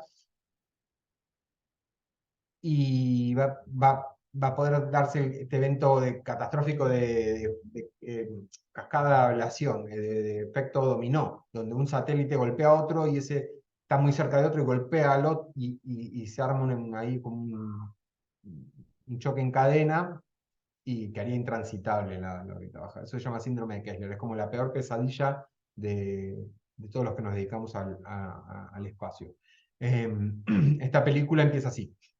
Empieza con dos astronautas, con Sandra Bullock y George Clooney, arreglando el telescopio Hubble y empieza a venir basura y bueno, no les cuento más. Bueno, no sé, fui rápido para darles este espacio de consulta, de charlar sobre algún tema. Podría hablarles más de la política espacial argentina, el Plan Nacional Espacial, de las capacidades que tiene nuestro país, bueno, lo que a ustedes les parezca, ¿no?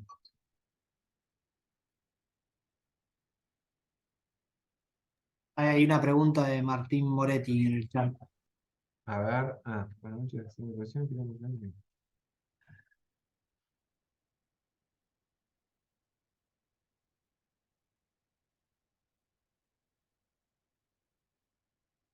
es sobre el control, a ver, él pregunta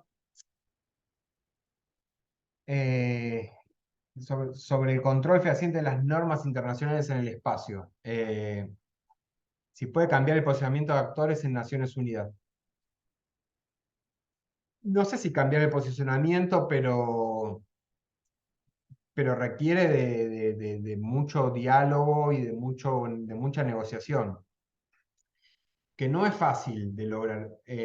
Yo les dije, la era espacial empieza en 1967, 1957, perdón, con el lanzamiento del Sputnik 1. Y vieron que el primer tratado del espacio es del 67. Hubo 10 años en que los países no pudieron ponerse de acuerdo. Fueron 10 años de discusiones, de negociaciones, donde, bueno, era difícil gestionar un ámbito nuevo. De todas formas, soy optimista, digo, vamos a lograrlo, porque de hecho el Tratado del Espacio fue un tratado muy efectivo, evitó conflictos, evitó la apropiación de espacios y esto de nadie se puede apropiar de la Luna, de ningún cuerpo celeste, bueno, todos esos productos, estos principios que se plasmaron en el Tratado del Espacio. Así que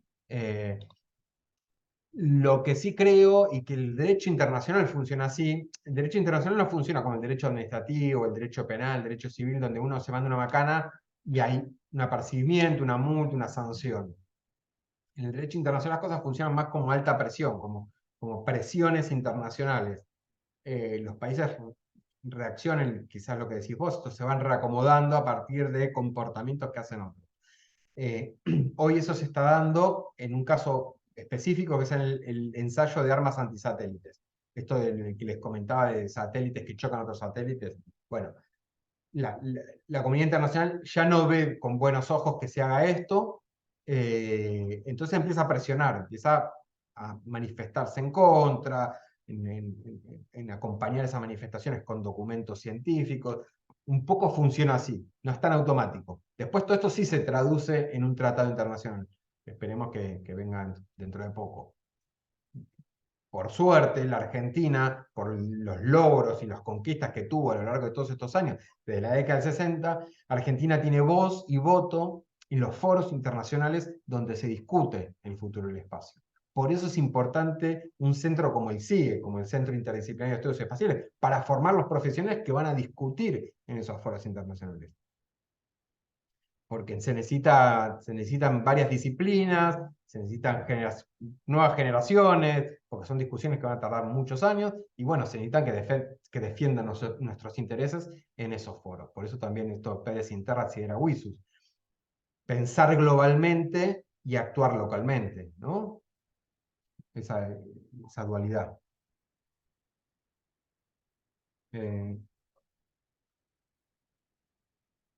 ¿Cuál fue la participación de la CONAE en la misión China a Marte? Bueno, la antena que está en Neuquén hace TT hace telemetría y comandos, ¿no? Telemetría es tener información sobre el estado de la sonda o del satélite, es la trayectoria, la velocidad, el estado de las baterías, bueno, todo como es los signos vitales del satélite. Eso es la telemetría, y esa antena sirve para eso, pero también para enviarle comandos, ¿no? Corregir la órbita y orientarlo. Cuando las misiones son espacio profundo, las antenas que están en China, hay momentos que por la Tierra, ¿no? Pues dejan de verlos, por la rotación y por la geografía de la Tierra, dejan de ver esas ondas. Entonces necesitan tener antenas en otros lados del planeta para seguir controlándolo. Entonces por eso se instalan antenas en Australia, en Argentina. Esa fue la intervención de la CONAE. La CONAE participó de esa misión de esa forma, asegurando esa comunicación, y a la vez la Argentina tiene el 10% del uso de esa antena para fines científicos, para nuestros radioastrónomos.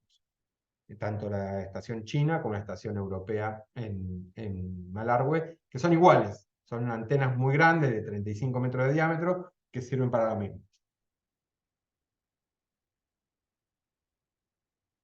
Hay una pregunta de Alejandro, si dónde queda registrada la charla. Bueno, esto después lo subimos a YouTube, Alejandro, que es donde íbamos subiendo todas las clases del ITD, así que si vos te anotaste en el Google Forms, nos comprometemos cuando esté cargado a mandarlo por mail, las mismas personas que se anotaron.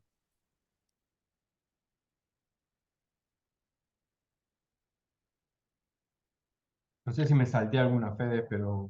No, no, creo que fuiste atendiendo todas, no, no, yo también estaba mirando y también las que se hicieron ahí. Incluso si alguien quiere abrir el micrófono para alguna pregunta también, ¿eh? No, no tiene por qué Sí. ser solo escrito.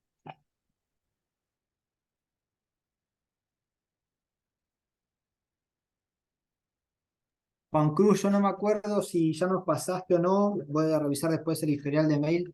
Si hay algún material de lectura que quieras dejar, está la nota de la revista, eso seguro, está cargada en el campus, la nota de la revista Ciencia Propia, que habías escrito vos.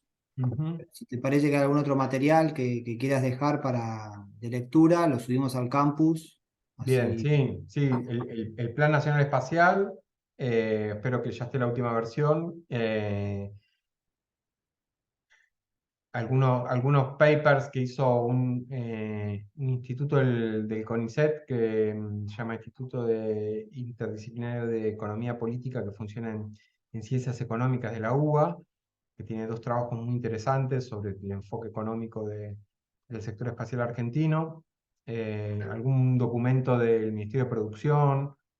Les dejo variado, y de última, si alguno necesita puntualmente o quiere profundizar en algún tema, le pregunto a los chicos y yo si los alcanzo. Sí, ahí hay, fíjate que hay otra pregunta también, ahí fíjate, sobre Ah, el lanzador tronador. el tema de la construcción del tronador. ¿Quién la lidera? ¿Se puede consultar en algún lado ese proyecto? Bueno, Celeste. Celeste, el que se encarga de la construcción del cohete del Tronador 2 es la empresa Veng. Veng significa Vehículo Espacial de Nueva Generación. Es la empresa que se creó para esto, para garantizar medios de acceso al espacio. Podés acceder a la página de Veng, veng.com.ar, o a la página de la CONAE, y vas a tener información sobre todo la última configuración, ¿no? Cómo va a ser el último, porque el proyecto Tronador fue mutando, ¿no? Porque la tecnología fue avanzando y algunas, por ejemplo, el combustible que se pensaba al principio, que era hidracina, cambió. Ahora se va a usar LOX queroseno, oxígeno líquido y queroseno. que es mucho menos contaminante. Bueno, siempre hablamos de combustible líquido. Los cohetes vienen en dos sabores, combustible sólido y combustible líquido. El combustible sólido se le asocia a los misiles balísticos y a las cuestiones militares, y el combustible líquido es a los lanzadores, a los inyectores satelitales, a los vehículos de lanzamiento de satélite. Ahí, bueno, Ben es el brazo ejecutor de muchos de los proyectos de la CONAE. Operamos muchos de los centros espaciales de la CONAE en el país. Hay un centro espacial en Punta Indio, provincia de Buenos Aires, que es donde se fabrica el cohete, donde está la soldadora y donde se hacen los tanques estructurales y donde se ensayan algunos motores. Y después el puerto espacial, que va a estar en Bahía Blanca, de ahí se van a lanzar, ese va a ser como el Cabo Cañaveral argentino. Después tenemos el Centro Espacial Teófilo Tabanera. Tenemos antenas en Tolwyn, en Tierra del Fuego, y esperemos que dentro de poco en Belgrano 2, cerca del Polo Sur, en la Antártida. Esos son los centros espaciales que tiene la CONAE y que opera PEN. No sé si querés preguntarme alguna cuestión en particular sobre las características del cohete o- A ver, esto está bueno porque hace a los tiempos de un proyecto de estas características. Cuando hablamos de un lanzador o de algún tipo de satélite, hablamos de década o media década, ¿no? Son proyectos muy largos, ¿no? Y son tecnologías que generalmente los países no comparten, ¿no? Es difícil que un país te venda un motor cohete. Quizás te vende un motor cohete, pero no te transfiere la tecnología. Te dice, tomá, te lo pone en el cohete, en la estructura, y no te dice ni cómo funciona, nada. Nosotros estamos haciendo todo eso. Lo más importante de un cohete es el motor, y es lo que estamos desarrollando, lo que estamos ensayando. Si ven en las redes sociales de Ben, van a ver que hace un poco más de un mes se hizo un ensayo de motor, de encendido de motor de varios segundos. Bueno, estamos en ese camino. Esperamos tener listo el puerto de lanzamiento y el cohete en 2029, o sea, ya empezar a satelizar. Esto lo que nos hace es dos cosas. Nos ahorra plata porque nosotros para lanzar los satélites tenemos que recurrir a un tercero, a un tercer país, y llevar nuestros satélites, por ejemplo, a Estados Unidos y que lo lancen desde ahí. Cada uno de esos lanzamientos sale 14 millones de dólares más o menos. Nos ahorraríamos esa plata y después también podríamos vender servicios de lanzamiento para países de la región. Eso está bueno. Buenísimo, sí, gracias, Juan Cruz. Eso era también la otra pregunta que venía, la tercera, si íbamos a poder también como, así como hoy alquilamos, digamos, o compramos ese servicio, que entiendo que, nada, desde INVAP conozco la historia esta de que hay veces que eso falla, como en el SAC-B, y que si te falla el lanzador, te falla todo el proyecto, entonces como que es un servicio que está buenísimo y es muy interesante ver cómo se da esa colaboración entre países. Mi otra pregunta era si también se pueden visitar esas instalaciones y gracias por contestar lo otro de que es de acá a 2029, porque como ejemplo de políticas públicas o de proyectos a largo plazo y de inversión en ciencia y tecnología, creo que está bueno como destacarlo, tenerlo en cuenta, ¿no? Como todo el proyecto de radarización y demás, también esta cuestión del lanzador. Había visto en Tecnópolis que hay como un simulador, pero decía Tronador 3, puede ser, no sé, capaz me acuerdo mal el nombre, pero ahí hay como un simulacro de cómo sería. Sí. Sí, sí, hay como dos stands en Tecnópolis. Uno que es de la CONAE, solo de la CONAE, y hay otro que es uno nuevo, que tiene varios pabellones, se llama Soberanía Espacial, y que tienen animaciones distintas. Una que es medio vieja, que quizás habla del Tronador 3, que es el Tronador 2 nos va a posibilitar, o sea, por el tamaño del cohete, poner cargas útiles de hasta 500 kilos. Satélites más grandes que eso ya se nos va a complicar mucho. El Tronador 3 está proyectado, es como más conceptual, nos va a permitir poner satélites de hasta 1000 kilos. Pero eso primero tenemos que terminar el Tronador 2 y después vendrá el Tronador 3. Después preguntabas visitar. Bueno, eso está buenísimo porque una de las prioridades que tenemos nosotros, los que estamos en las gestiones, que se conozca todo esto. porque lo que no se conoce después no se puede defender. Y es más fácil desactivar, desfinanciar. Entonces, cuanto más gente conozca esto, por eso nos interesa mucho estar en Tecnópolis y mostrar lo que se está haciendo, nos parece clave. El Centro Espacial Teófilo Tabanera sé que lo pueden visitar los colegios, hay visitas de colegios, hay visitas de universidades, no sé si uno va con el auto y puede pasar, creo que no, salvo que se sume algún otro contingente. Y después hace poco el gobierno de la provincia de Buenos Aires y el MinSit anunció la construcción de un centro de interpretación del espacio en Punta Indio. Al lado del Centro Espacial Punta Indio, un lugar donde uno va a poder ir, visitar el pueblo, comer ahí, y también va a haber un lugar, un edificio, donde uno va a poder conocer qué es lo que sucede en el edificio al lado, en las instalaciones que están al lado. ¿Qué herramientas hay? ¿Por qué se está construyendo los tanques estructurales ahí? ¿Cuánto falta para que se termine el motor? Bueno, uno no puede entrar a la fábrica porque hay cuestiones que son muy críticas y hay herramientas y máquinas muy sensibles. Pero bueno, lo que queremos hacer es al lado generar este centro donde también se hagan tareas de divulgación, de capacitación, talleres de construcción de cohetes hidropropulsados, estos cohetitos con agua para que los chicos entiendan cómo es el vuelo de un cohete. Bueno, proyectarle videos sobre los ensayos de los motores.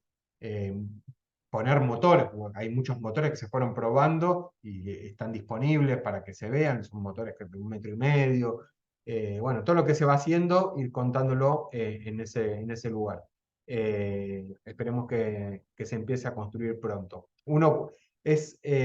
Punta Indio es uno cuando va a la costa puede ir por ruta 2 o por la ruta 36.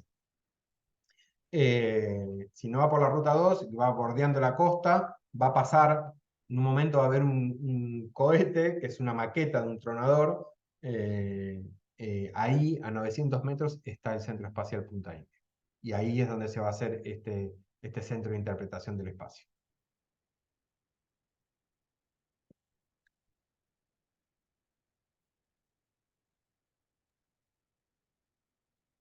Había alguna más ahí que vi de Alejandro Viscornia.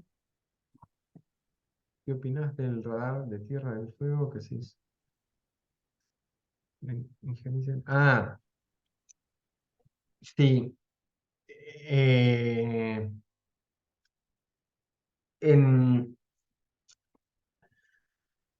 en Tolwyn, creo que es en Tolwyn, sí es en Tolwyn, se comenzó a construir un radar para monitorear basura espacial. Casi todos los satélites de órbita baja tienen una órbita que es una órbita polar, pues pasan en algún momento cerca de los polos. Entonces, estas latitudes son muy estratégicas porque casi todo pasa, es como tener una Panamericana arriba de nuestra cabeza. Casi todo el tráfico espacial nos pasa por arriba. Entonces, es muy importante para esto que les decía de la gestión del tráfico espacial, bueno, poner instrumentos por acá. Una empresa que se llama Leo Labs, una empresa norteamericana, tiene un radar en Portugal, en Australia, creo que en Estados Unidos y creo que en Puerto Rico, Costa Rica, no me acuerdo. Tenía estos radares, pero bueno, estos radares, o sea, esta empresa después se supo que en realidad tiene capitales británicos y que los radares no solo servirían para eso, sino que también servirían para otras cosas, y están justo muy cerca de las islas, y ahí se armó un conflicto diplomático y con el Ministerio de Defensa, que empezó a poner muchos reparos sobre la factibilidad de continuar con esas obras. Intervino el ENACOM y bueno, se decidió por el momento pausar la construcción de esos radares hasta entender bien cómo van a funcionar. Y acá repito algo que les dije hace un ratito, el uso dual de la tecnología espacial. O sea, un radar en tierra o en el espacio puede servir para monitorear la basura espacial, pero también puede servir para monitorear cualquier cosa que pase por ahí, ¿no? Y también a veces pueden servir para interferir señales de otros radares. Es muy complejo y tiene muchas aristas. Por eso, de vuelta, el tema de la política espacial. Bueno, como el desarrollo de la tecnología no es neutral, o sea, también hay cuestiones de poder en todo, detrás de cada desarrollo tecnológico. Y es importante conocerlo y es, bueno, para tomar las decisiones correctas, o por lo menos para acercar la información a los tomadores de decisión. Bueno, la academia o los investigadores o la gente que trabaja en el tema entiende esto de esta forma y después son otros los que toman la decisión, ¿no? No sé si respondí la pregunta, pero...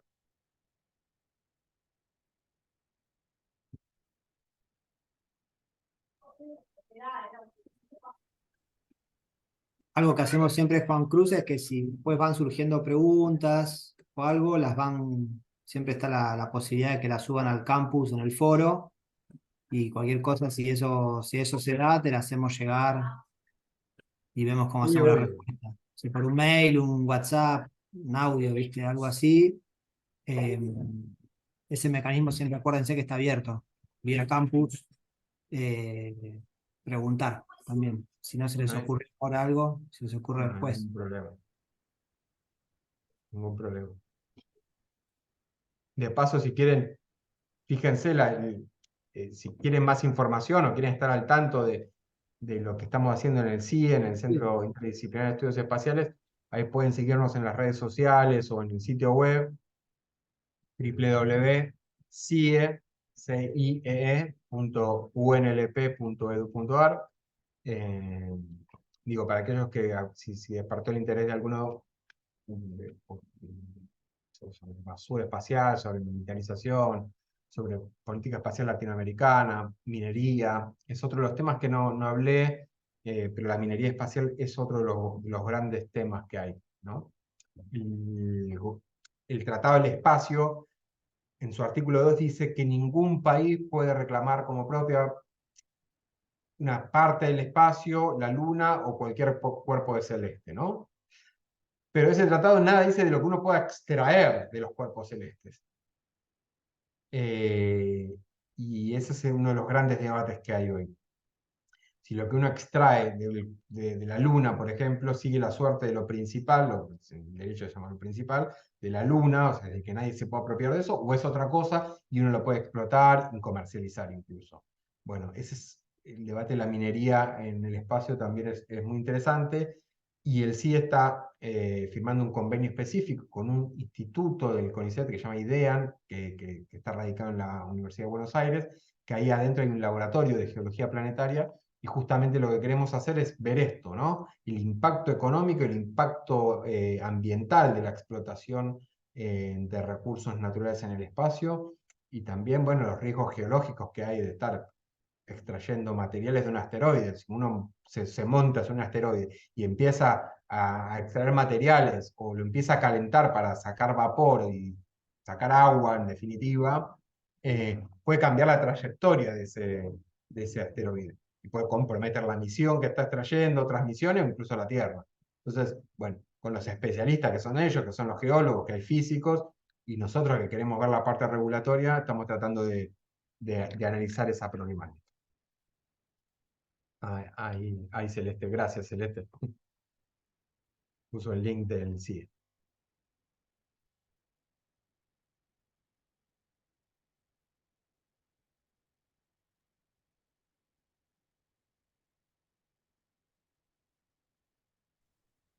Así que bueno, no sé si no hay más comentarios o preguntas, vamos a ir redondeando, cerrando.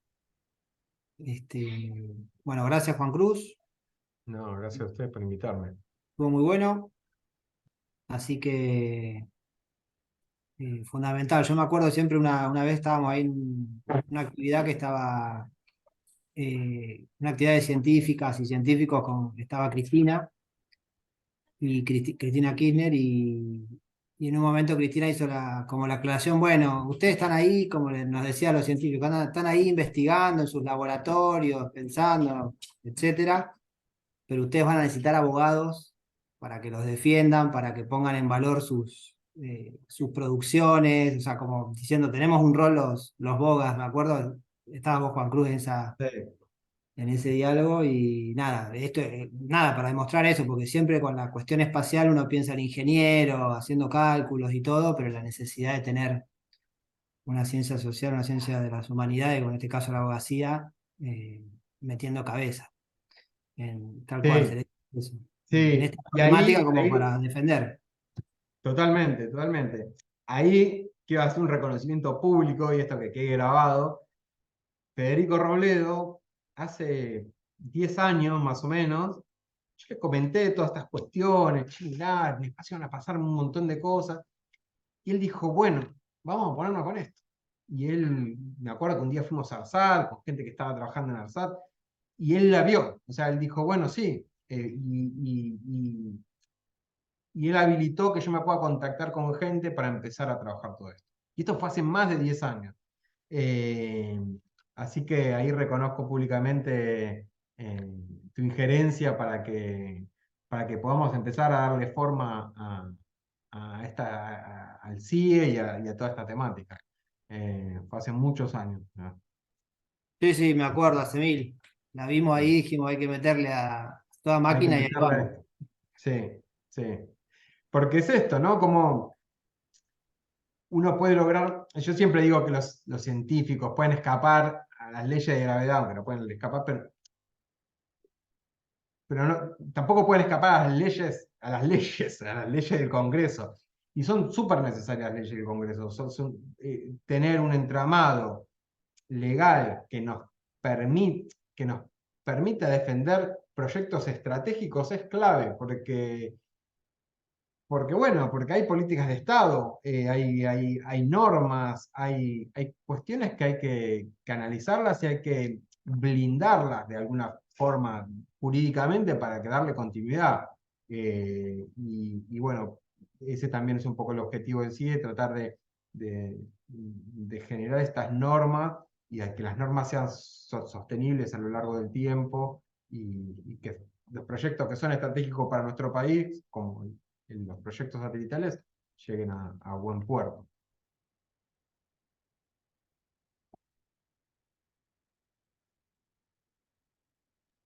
Bueno, entonces para que todos puedan ir y todas a almorzar, a cenar, si quieren, vamos a ir cerrando entonces. Bueno, muchas gracias Juan Cruz y a todos los que participaron. Así que nos estamos viendo el martes que viene, en la próxima clase. Dale. Bueno, les mando un abrazo a todos y a todas. Vale, gracias. Chau, Chao, chau. chao.